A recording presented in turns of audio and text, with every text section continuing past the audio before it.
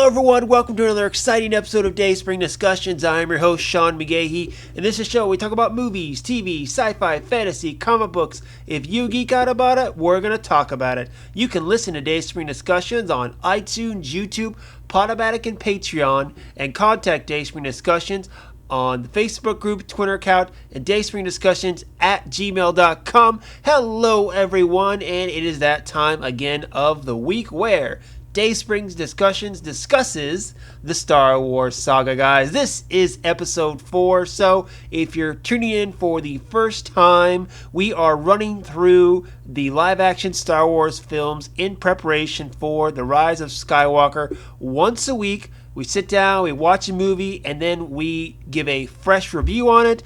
Some of these films have been out for a while, so, maybe a little different perspective on feelings towards the films might have changed. Also, we talk about maybe some comics or books or TV series that relate to the film and give our recommendations along with it. But before I start this episode, I have to introduce my co-pilot on this episode and in life, Miss Lisa Locke McGahee. Hello. All right, guys. Well, this one I think is going to be a good one. I think there's going to be a lot to talk about with Solo, a Star Wars story. So let's just dig right into it. You ready? Let's go. Okay, so Solo, a Star Wars story came out May 25th, 2018. It is the latest Star Wars movie to come out in theaters. By the time Rise of Skywalker comes out, it'll be over a year and a half since we've had a Star Wars film, and this changed kind of the landscape of what Disney was setting up for their Star Wars film. They had staked out in December the last 3 films, and this one came out in May, 6 months or so after The Last Jedi, and honestly, it was the first Star Wars film to financially be unsuccessful, which is a lot to talk about, I think, unto itself. But let's save that. So what I want to do, let's talk kind of our general thoughts about Solo, and then we'll roll it into maybe, the production troubles and, how it did financially, and then we'll go with the character analysis on that. So Lisa, I'm going to let you start off. Solo, a Star Wars story.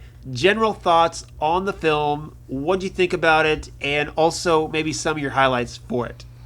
Overall, I really like it. I think it's a fun movie.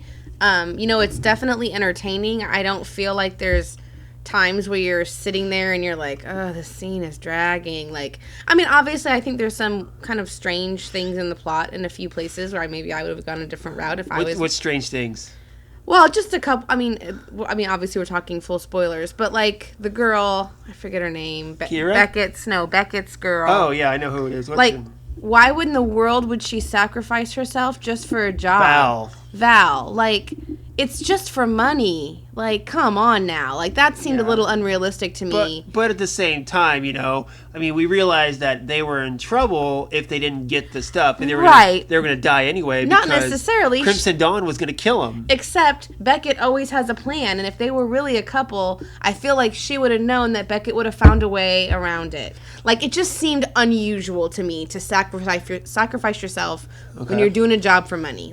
That seemed a little odd to me. I think Thaddeus Newton, who played the character, was a little underused anyway. Oh, I agree. Definitely. I agree. For an actress, she's such a good actress, and they hardly used her at all. No, I agree. But overall, I enjoyed the film. Okay. What are maybe some highlights or some scenes that stick out for you? I think one of the things I really love about it is just seeing how Han and Chewie meet and watching their relationship. Yeah, the start develop. of it. Yeah, just from where they meet, how Han kind of wins him over and shows him he's a friend, and then to the end of it, where they're in the in the Millennium Falcon together, and you see their banter, and it's them, My favorite line in the whole film is the one where they're they meet Dryden Voss and they're walking to the meeting or whatever, and Chewie is noticing that Han has kind of a relationship with Kira, and he's like, nothing. You're touchy. Yeah. I love that. That's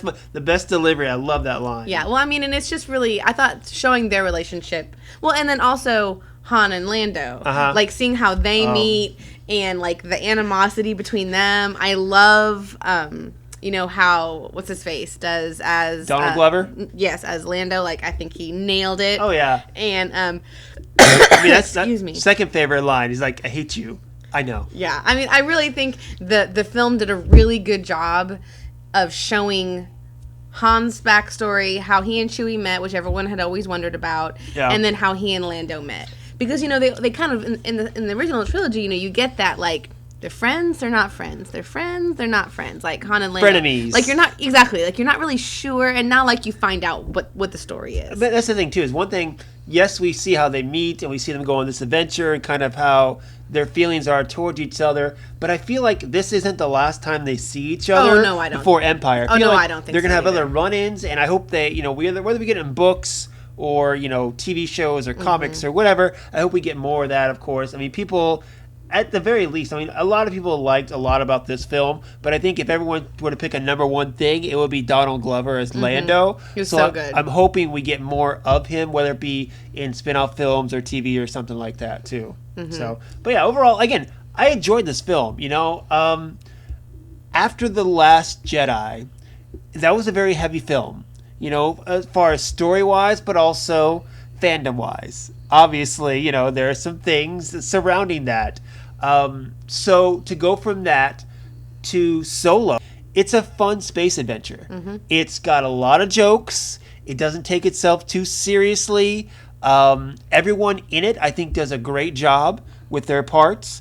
It's just a fun space adventure about Han Solo. Whether you believe this is actually like a young Han Solo compared to, how Harrison Ford played the character, I don't think about that, honestly. I don't want to think about comparing him to Harrison Ford. Alden Ehrenreich, I just, I see him as a character. Yeah, he's Han Solo, but I don't compare him to how he's supposed to be. I just take him for what he is in this film. And in this film, I enjoy him a lot. Yeah. So, cool. But of course, this film did have some trouble. Just to go through a little production history for you. Originally, Phil Lord and Chris Miller had signed on to do this film. Those are the guys. They had done Lego Movie and they had done 21 Jump Street, kind of the hot directors going on. And Lawrence Kasdan, who wrote Empire Strikes Back, wrote the script with his son John Kasdan. Everything was going smoothly until Lawrence Kasdan came to Kathleen Kennedy, Lucasfilm president, and said, "Hey, these guys aren't making the movie we talked about."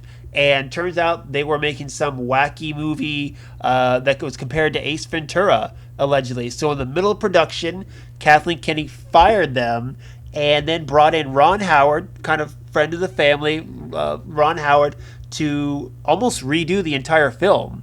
That's one of the things why the production was so high on this film, is the fact that they pretty much shot it twice, is what it came out to. So he came in, finished the film, and of course, how I know that he did. This is a Ron Howard film. How? His brother's in it.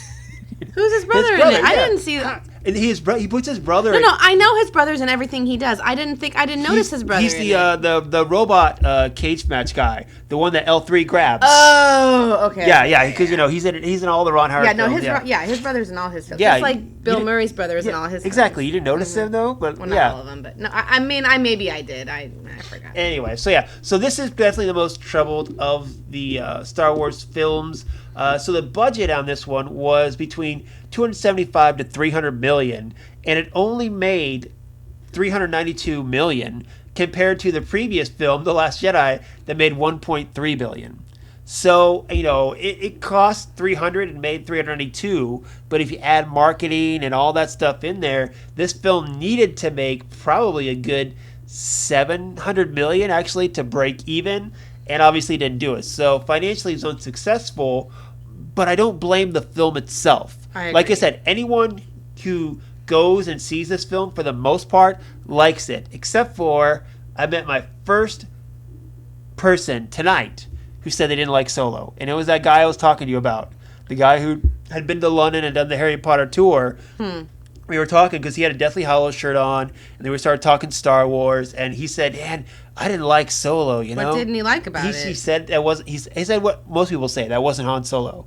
I was like, whatever, exactly, whatever. So, but again, it's one of those things where, number one, it came out a little too early compared to Last Jedi. Given the type of film that Last Jedi was and how it kind of tore apart the fan base a little bit, it was a little too early for the film. Plus the fact that a lot of people didn't want to see a Han Solo origin film, so to speak. If this film would have been pushed back to the December, I think honestly it would have done better. Oh, I agree. I think I totally did, and Bob Iger himself has said, "Yeah, I'll take the hit on that one. I should have let them move it back. Especially the fact that it had so much trouble, but it stuck to its release date, its original release date. So Ron Howard was probably rushing to try to get it, but." I enjoy the film, honestly. Yeah, I mean, I really like given it. all the trouble behind the scenes, the way it turned out great. Yeah, compared I to agree. what it was. So Well, I mean, I really think that the box office just had to do with coming, like you said, it was too close after Last Jedi. Last Jedi, and I think I get originally not wanting to move the release date. But then once they saw how the fan base reacted to Last Jedi, and they saw even though it made a ton of money, I think once they kind of saw how it kind of had put fans on the weird defensive, and then I think at that point they should have been like, they should have been, let's move maybe it back. we should. People aren't as excited to see it right after they're so angry about. Yeah. And I think they're kind of testing the waters, too, to see if they could release another Star Wars film so close together. Because around that time, there was the rumor that they were thinking about releasing 2 Star Wars films every year instead of 1. And Solo, I think, kind of threw a wrench at everything, maybe reworked their plan as far as what they were going to do, because there was an Obi-Wan movie on the way.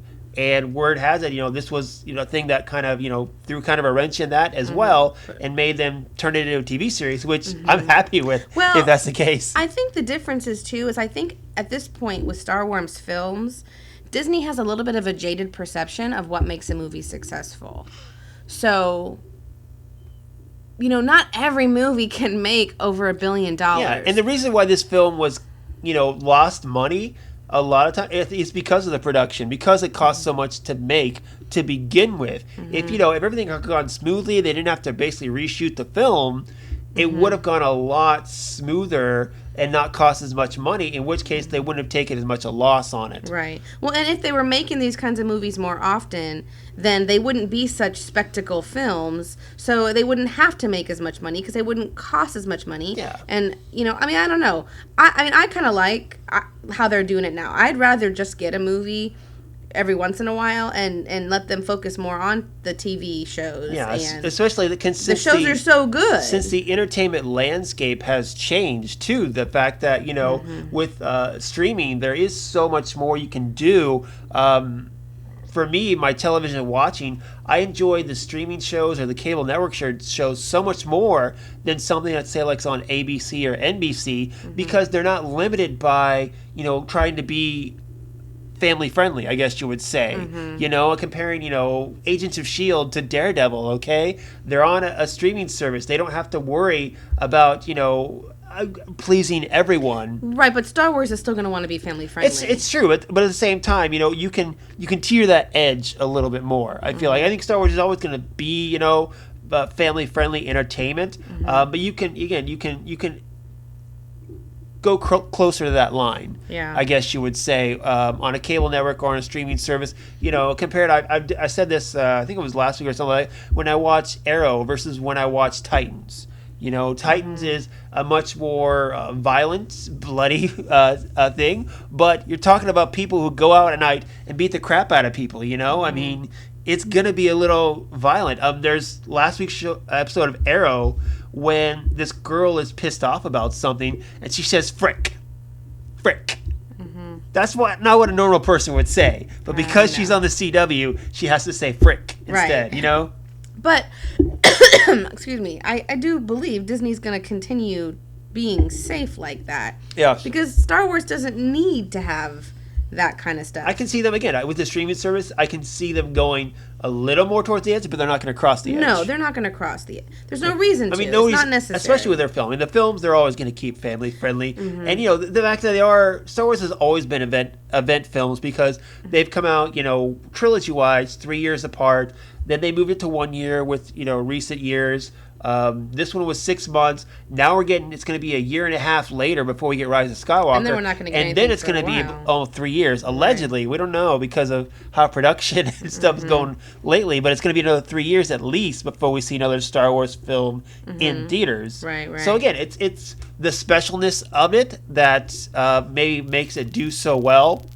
But not that we're going to have any lack of Star Wars. I mean, in between those 3 years, we're going to get at least 3, TV series. I'm sure we're going to get more animated series as well. There's not going to be a vacuum of, no Star Wars material for us fans. Not like it was back in the late 80s, early 90s, where after Return of the Jedi, you really didn't see anything for several years. Right. But, I think that the flip side of that, too, is that when the movies are so infrequent, it almost puts them up to greater scrutiny. I mean, I think that's one of the reasons maybe why the shows and stuff are much, much better. People like them better.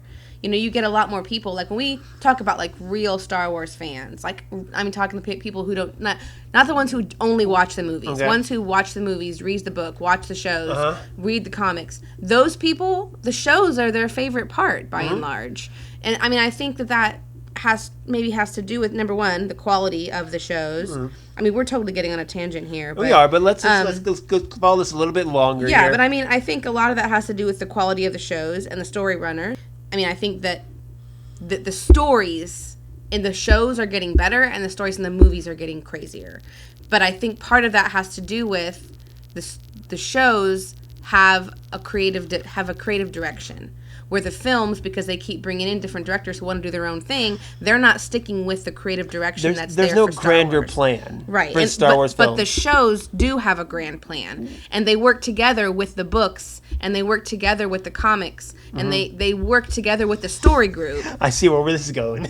I'm just saying. I see where this is going. She's going, guys. Watch out. Watch out. I'm just saying, I think that's why that the shows are better quality because the movies don't have a creative director. Well, I always said I prefer TV over movies, even though I love both. But I like television because it's a longer storytelling. Like I said, with Obi-Wan, say we get 6 episodes, it's basically a 6-hour movie. It's more details, more character development. You can dive in more instead of like, hey, we have this character, we have to introduce him, take him through a journey, and then end it in 2 hours. Instead of and all the other characters. Exactly, too. and all the other characters too. So it's easier to spread it out more, and again, enjoy the characters and the story more if you have more hours to tell your story in. But yeah, so.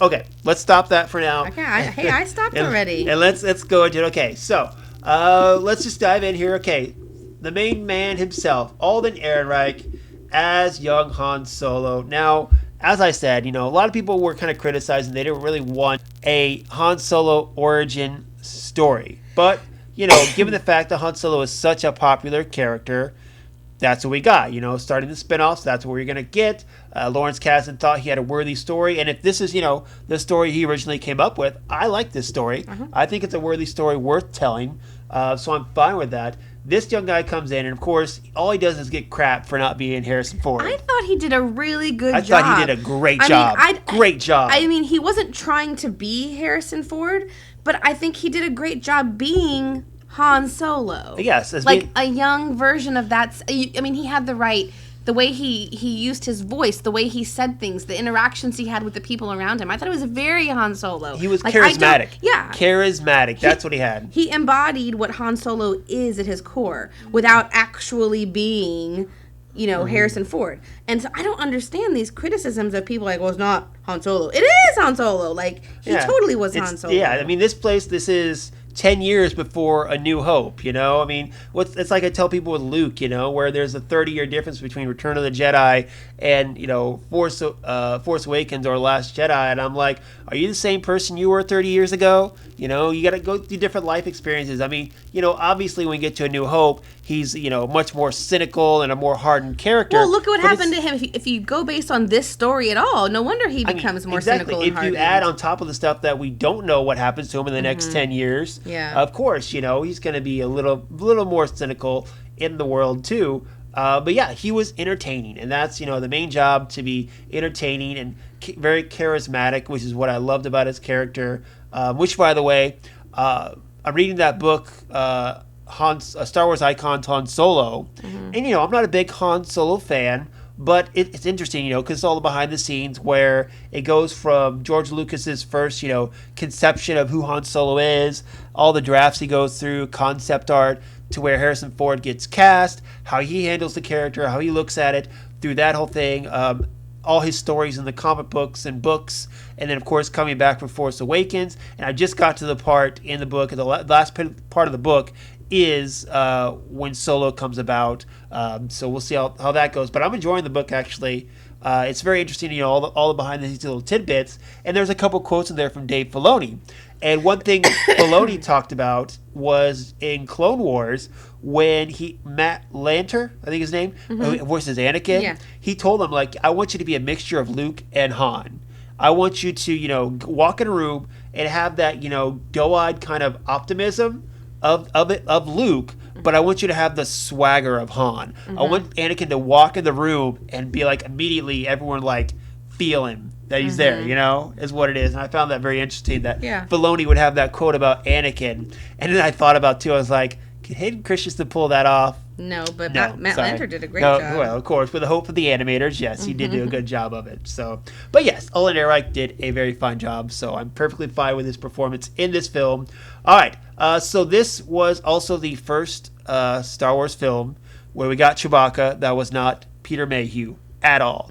Now, in Force Awakens and Last Jedi, Mayhew was in it, but very little. Most of the physical stuff went to the younger actor Jonas Sutoma. I'm pretty sure I butchered his last name, but he is going to be our Chewbacca from now on. He's the one that's going to be in The Rise of Skywalker.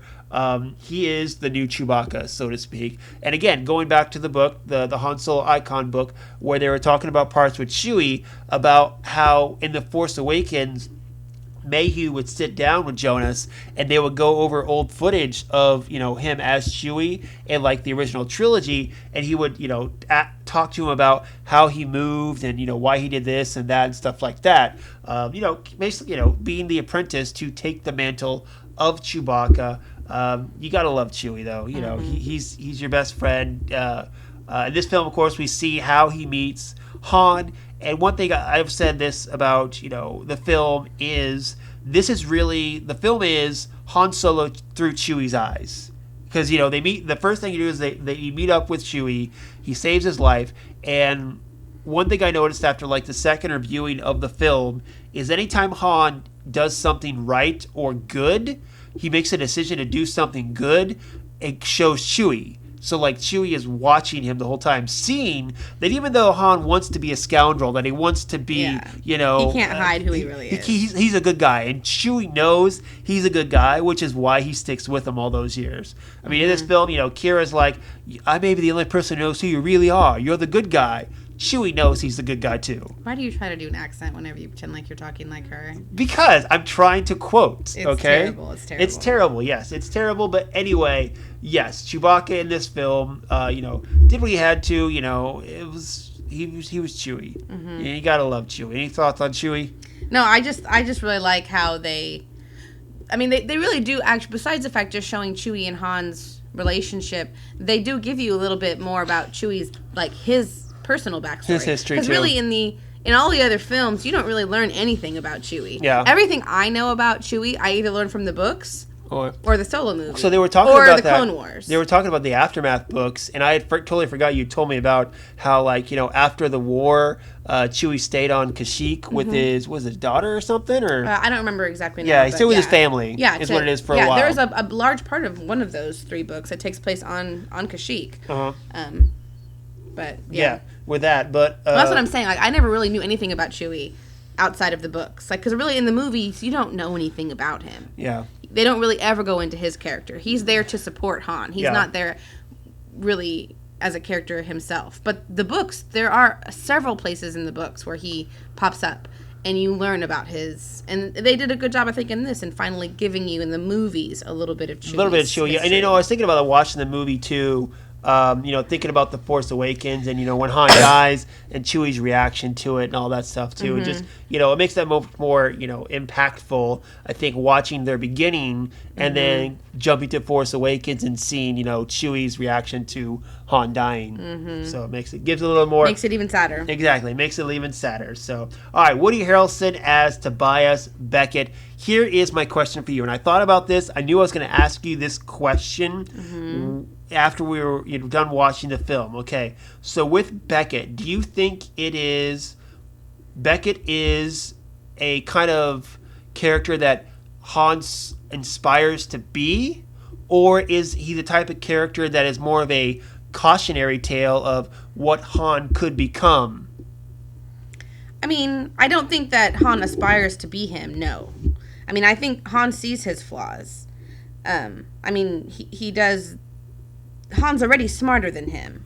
He learns from him, and I think he sees that's a way that he can get ahead where he doesn't feel like he has any other options. So, I definitely think he took the time he was with him and learned as much as he could. I agree with that. About how to survive in a galaxy where he didn't exactly know how he was going to do that. But I definitely don't think that he aspires to be him. I think he sees that he's kind of a shithead. And like you said, deep down, and even there in the end, he did the right thing. Yeah, and he gave Quaxium. Yeah, to the right people, where Beckett would never have done that. Yeah, I think that's, again, I think that points it out right there. Is deep down Han is a good person, where deep down I don't think Beckett's a good person. No, I don't think Beckett's a good person at all. I think deep down Beckett's an ass. How do you really feel? I think he's an ass. Okay, well, there you go. I think it's more of a cautionary tale of what Han could be, what he thinks he wants to be, and then sees Beckett and realizes he doesn't want to be that. At the end, of course, he's like, what your problem is? You think everyone's the same as you. And of course, the best part of the whole damn movie, Han shooting. Han shooting first, okay? That was not the best part of that the was movie. Oh, come on. That was a great part. I didn't say it wasn't good. I said it wasn't the best part of the movie. Fair enough. Okay. Anyway, all right. Moving on. Let's go to Kira, Emilia Clarke, Mother of Dragons herself. Of course, you not being the great Game of Thrones fan that you are not. You don't know, a lot about her acting chops, but I think outside of Game of Thrones, this is my favorite thing she's done, and probably the best thing I think she's done outside of Game of Thrones. I think this character, what she brought, how she was written, I can't wait to see more of her. Yeah, I don't know. I am kind of mixed about her character.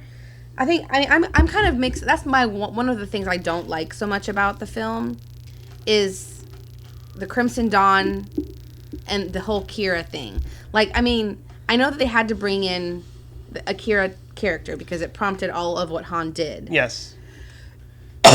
Excuse me. But I don't know. I don't know. You don't know? I don't know. I know. So, okay. When I first watched the film, the whole time, I was very cautious of this character because, she worked for Crimson Dawn. I was like, is she going to betray Han? And then I read but she doesn't. Hold on. And I think that's worth saying. And then after I saw the movie the first time, I read the book. Was it Most Wanted? I think is what it's called. About how Han. It's more of their backstory. Yeah, more of their backstory. How they meet, how they develop a relationship on Corellia. On Corellia, exactly. And after I read that book, I rewatched the film. And after I rewatched the book, I'm like, Kira will never betray Han. No, and she didn't. Never. But that's what I think. That's one of the things I don't. Because even though she's in there with Crimson Dawn, and they don't really explain well, I don't think, what Crimson Dawn is. They don't crime syndicate. I know that, but they don't. I don't know. I know they don't have a ton of time. They're a pocket of the outer rims or the galaxy that is able to take advantage of the tyranny of the Empire. Yes, I know what the crime syndicates syndicates mob. are. Yes, I get it. There's part of the mob. There are many mobs. They're one bit of the mob. Yes. But so they don't ever really explain, and I know that they don't have enough time to explain how Kira got off Corellia, how she ended up with them, what she's been doing with them all the year, how much she has to stay, what the penalty is or whatever. But and then even at the end, like throwing in the loop with Maul, like I just don't get it. Okay. Like I get that Maul. I mean, it was really just fan service, putting Maul in there at the end. I mean, it was just fan service. It was just to make us be like, oh my god. But like, do you really think there was any purpose to that? Yes and no. Obviously, I think you're right. It was kind of a fan service to bring it back. First off, okay, if we're gonna go into this, let's just go into Maul right now. Okay, let's start some Darth Maul or Maul. Throwing him in there, I love the fact that as soon as they threw that scene in there, 99% of the audience was like, wait, isn't he dead? Yeah. Isn't he dead? And the rest of us who would watch Clone Wars, even Rebels, were like, ha ha, we know what's going on. Ha ha. Except we don't know what's going on. Well, okay. We just know why he's there. Okay, but with Maul, you have him at the end of Clone Wars, Season 5, was the last time we kind of saw him on screen. And the Emperor had killed his brother and said, I have more plans for you. Ha ha ha. In that evil way that he does that. But then, of course, you get the Son of Dathomir miniseries, which was supposed to be another set of Clone Wars episodes. But when Clone Wars was canceled, they started doing, episodes in other mediums, such as comics or books. And it was one where Maul refused to serve Palpatine or Darth Sidious, and in which case he ran away. His Mandalorians who had pledged their loyalty to Maul actually saved him, and they got away from Darth Sidious and General Grievous and Count Dooku. And then from there, we know it's going to pick up where the current Clone Wars series, where you have the Battle of Mandalore, where Anakin and Obi-Wan show up. Ahsoka's already there, and they're trying to take Mandalore back from Maul. From what we know, it doesn't go well for Maul. And then from there, the last thing we really know was this scene here. So obviously it's how he leaves Mandalore, what happens to him, at the end of Clone Wars, how he gets to be essentially the leader of Crimson Dawn, and then how he falls, and then we next see him on Malachor in Rebels right. when Ezra finds him. So those are two stories or several stories that they have yet to tell, is what it is. And that's when I first saw that scene, I was like, okay, how's this story going to go? Right. How's so going to go? Where do you think that we're going to get those stories, though? I don't know. Could be books. Could be TV. I don't think it's not going to be on the big screen. No, it's but not. I think it's going to more than likely come somewhere animated or in the books or comics or something like that.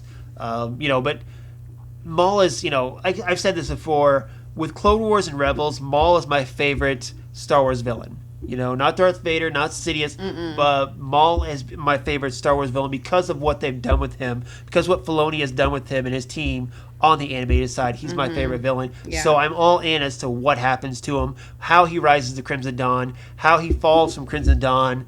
I just hope I get to see it, while I still have my good eyes. Yeah, I would just like it to be preferably in the animated medium so that we can get some more of Sam Witwer. Just saying. Fair enough. I think no matter what, it's gonna be Sam Witwer too. Right. So. But I mean, if it's a book, we don't get Sam unless he would read the audiobook. Ooh, that'd be awesome. That would be cool. That'd be so cool. Would be good. A Maul book. Oh, with the boy. Oh, I would like that. That'd be really cool. It's kind of like how Ashley Eckstein reads the Ahsoka book. Yeah. And Mark Thompson reads everything else. Yeah. Well, Janina Gavankar read. Yeah, exactly. Because they're the main characters in that story. Right. So Sam Witwer reading a Maul book. That would be amazing. That would be amazing. So there you go, Lucasfilm. I would take that or another animated cartoon series. Okay. So. Anyway, so let's get back to Kira. I'm gonna make a bold statement. Given what we know, I think Kira is a much better life partner for Han than Leia.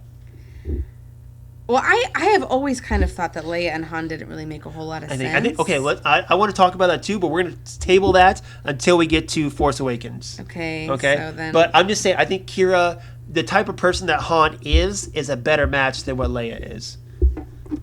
I agree. Okay, cool. We'll go with that, and we'll save the rest of it for later on. Donald Glover's Lando Calrissian. I don't even think we need to go back to that. Oh my God. He nailed it. It's like, who... I mean, again, I liked Alden Ehrenreich as Han Solo, and sometimes it's hard for me to think about whose performance I like more, but I think it's definitely Donald Glover. Because he tries to nail that Billy D swagger and just become that completely, and It's just so brilliant. But he gives it a spin of his own. He does, too, exactly. Which exactly. I think is you're not like, okay, you can tell he's trying to do a little bit of Billy D, but he's really just trying to be Lando. Yeah. It's just like we were talking about. Alden Ehrenreich wasn't trying to be Harrison Ford. He was trying to be Han Solo. And that's, I think Donald Glover does try to be Billy D a little bit, but he really just tries to be Lando. Yeah. Is what it is, which is great. I love it. I thought Donald Glover was amazing. Oh, yes. I want him, if I could take anyone from this cast and say, please bring me him in this character again, it would be him as Lando. Yeah, I agree. Okay. Again, we touched on a little bit Thaddeus Newton as Val. Yeah.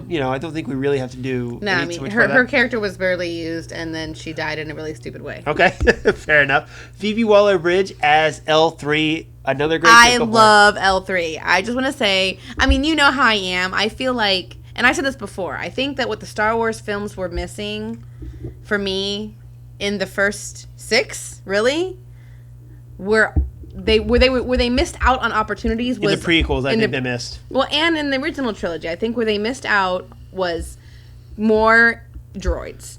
I mean, in the original trilogy, you get 3PO and R2D2, and they're amazing and wonderful, and everybody and that's all you need, them. I think, for the original trilogy. I guess, whatever. But when they came to a new set of films, I think they should have brought in different droids, which is what they did with BB-8. And BB-8's cute, but L3 and K2 are way better. Yeah, I mean, and then you get Chopper. I mean, the way that they made Chopper in Rebels, like, he's so... And then even that other droid that they bring on in Rebels, the one who's kind of a pain in the ass. I forget his name. I forget his name, too, but he's so clever, and it's so cute. I mean, I love Chopper. Like, how they gave him little arms, and, like, the way... you can't see what I'm doing right now, but I'm, like, waving my arms around. But... they gave him those little arms to make it just a little bit more, like, animated, humanistic, a little bit more. And I mean, I love what they do with Chopper. Like you said, K2SO is amazing. We'll talk about him next week. Yes, talk about it next week. But I love L3. I think it's so amazing how they gave this character, like, that women's rights type vibe, but for droids. And, like, the way that she's so sassy and smart. And, like, I love L3. I love L3. Yeah. It makes me sad that she dies, but I love L3. Yeah, she was a great character. But if you want to see... and they developed her in that book. Are we going to talk about books? Yeah, we'll I talked a little about books. I talked about Most Wanted, so if you want to talk Last Shot, we can do that right now. Right. Yeah, so that's the one where you see a little bit more of Lando and L3, their relationship, their backstory, but you really get to know L3 better in that. And there's also a comic book, too, a Lando comic, to where, again, before before this film, they talk about there's a venture with him and L3 before this movie is set too. So either one of those you get more L3. Again, I didn't finish Last Shot. Did you finish it? Yeah, I always finish it. Okay, that's not true. I did not finish that one. Battlefront, I think it was called. Yeah, that one. Okay. I think I didn't finish that one. I was so bored. Yeah, because I started Last Shot but I finished all the rest. Couldn't get into it. Yeah, I mean, I liked the parts with Han. I mean, I didn't love it. I liked the parts with Han and how he was struggling, post Jedi to be a dad and his restlessness and stuff. But I just couldn't get into it too much. I loved Most Wanted. I really liked, but I couldn't get into Last Shot. Yeah, I liked it. Okay. So, but anyway, Phoebe Waller-Bridge is kind of blown up. She did her comedy on Amazon. Who is she? Click on her picture.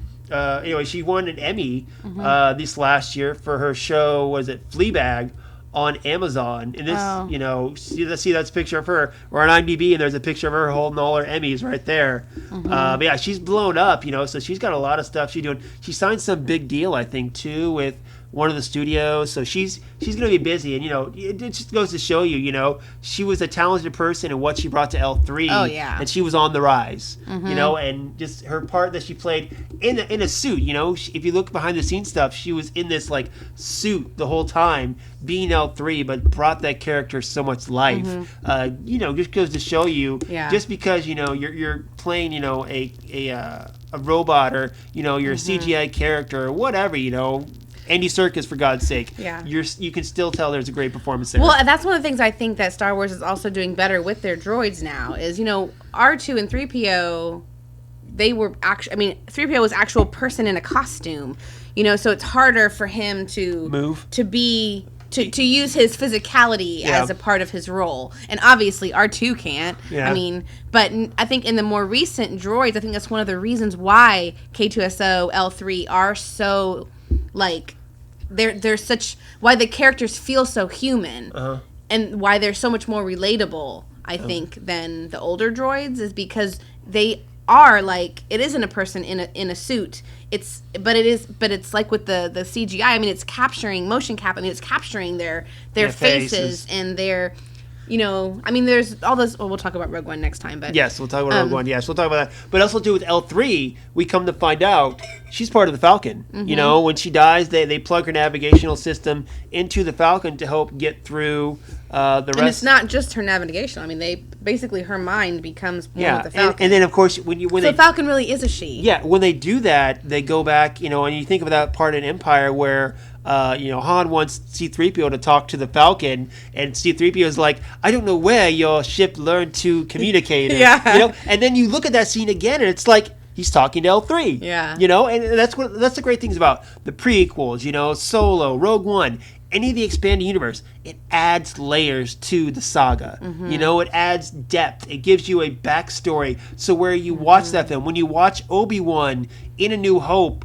save Luke, and he looks at R2, you immediately know the history between Obi-Wan and R2. And when he says, hello there, friend, he actually knows him. He's not just saying some stranger, you know, you know what they've been through. So that's what I love about, you know, expanded universe and all this other stuff. So well, and in this one too, there was a couple things that I heard this time around that, like, characters that were just kind of mentioned in passing that I was like, oh, that makes sense now. Like when he was talking about Beckett was the one who killed Aura Singh. I was like, oh, I know who that is. I know who that is. And there was, I think, if memory serves me correct, the one where Lando was on the ship waiting for them to get the when he was reading like or doing his like whatever, story. I think the adventure he was talking about was the one in the Lando comic. I'm not 100% sure, but I think it was. And I think they mentioned Bosk at some point in this movie, they did mention too. Bosk. Well, yes, they did mention that. They mentioned Scarif in it, too. Yeah. Again, we know all these places and where they are now, of course, too. So, all right, so moving on. Paul Bettany as Dryden Voss, the villain of the film. I love Paul Bettany. Paul Bettany was great. He's such a good actor. I've been wanting to get the Han Solo visual guide because I want to, you know, go back and, I've read it, of course, but I want to go back and look through his room, you know, his room and all the stuff he has, because he has all that memorabilia and stuff like that there. Just get a better look of what was all in there too. But then he was your typical villain. Yeah, he was I guess good, you though. would say he very menacing. Very, of course, you know, he did a good job. You know, not anything that stands out, but he did what he was supposed to. I think in that, so I will give him that. Jon Favreau as Rio Durant. It was, you know, he played a Jon Favreau character in my eyes. He played Jon Favreau. Exactly. I found it funny too, of course, the fact that in this film we see Darth Maul pop up, you know, and the connection between the fact that, you know, Maul is the one that kills the character, the other voice that Favreau has done for Star Wars, which is Pre Vizsla. He killed his other character in Clone Wars, but I thought of that too. But Favreau, of course, you know, at this point he's family. You know, he's doing The Mandalorian. And God, I can't wait. That's Tuesday. Tuesday. I think what I want to do though with that is with Mandalorian is you get one on Tuesday and one on Friday. I want to wait till the second episode and do one that weekend.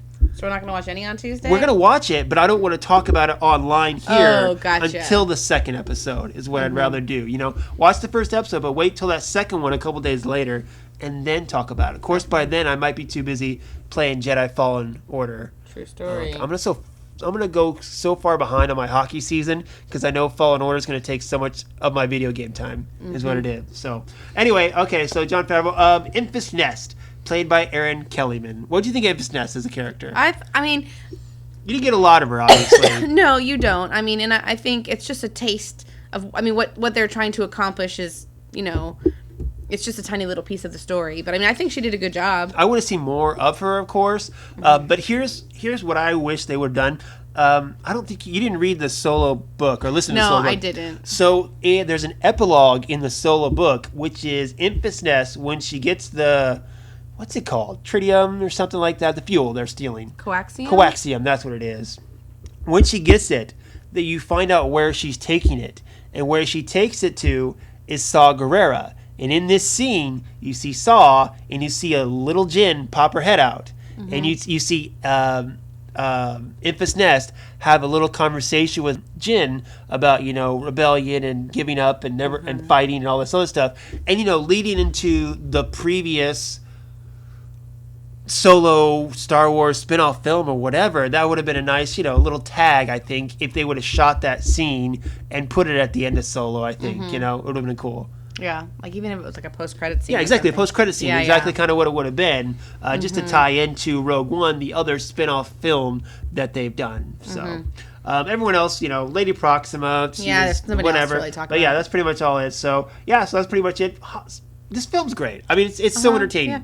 I agree. And like I said, tonight was the first night I met anyone who actually saw the film and, didn't like it. Beyond that, obviously, people were skeptical about it. I finally got that out. People were skeptical about it. It didn't, draw in that main audience because fans are going to see it. Star Wars fans are going to go see it. And we're going to see it multiple times. But you got to get us to go see it multiple times, and you got to get the general audience to go see it as well. And unfortunately, that's what this film failed to do, which is why I don't think it was as successful as the other films. For different reasons, of course, is why it failed too. But anyone who actually watches the film, they say they like it. And, there's so much to like about this film. Why wouldn't you? No, so to speak. I agree. So. I think there's just too many people that haven't seen it still. I agree, yeah. Well, and this goes right along with all those, so many people that still haven't watched Clone Wars or Rebels or, just... stuff that in the Star Wars mythology is so good. Yeah, but, Okay, I think we covered the books and the comics on this one, too. What time period are we in now? So we're right here, and like I said, we're not going to talk about Catalyst till next week, we'll talk about that next week. Okay. So there's really not much there. Lando Double or Nothing, that's the name of the comic book series that I'm talking about. There's a Beckett one-shot, another comic, Han Solo Imperial Cadet. That's basically the story about when he joins, how he gets kicked out of the TIE Fighter program or the pilot program, which they mention a little bit of that in the Solo comic, but also the book. They talk about that too. I think it actually there's a deleted scene in Solo about him saving one of his fellow pilots.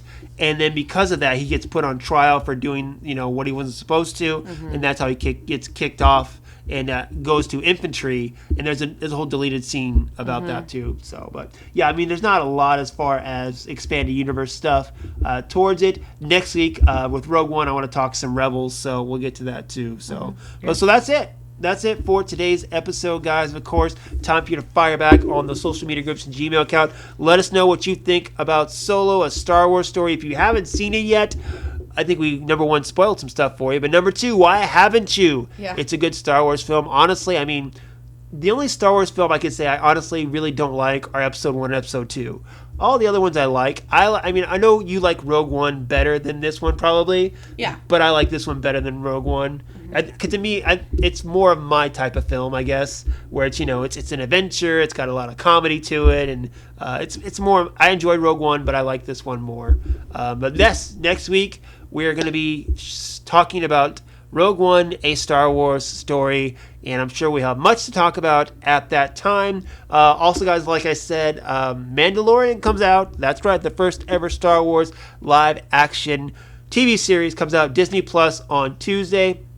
We're going to watch it. I do want to try to hold off till the second episode. Unless the first episode is like mind-blowing amazing, I'm going to wait till the second episode to talk about that. So you guys, of course, be sure to check that out. Fire back your feelings on that when it premieres. And that's it. That is it for us for right now. But we're getting there, guys. After we finish Rogue One, we will be halfway through the Star Wars films, which means we will be 5 weeks away from the Rise of Skywalker. But that's it, of course. Go out, enjoy your day, enjoy your life, and until next time, may the Force be with us all.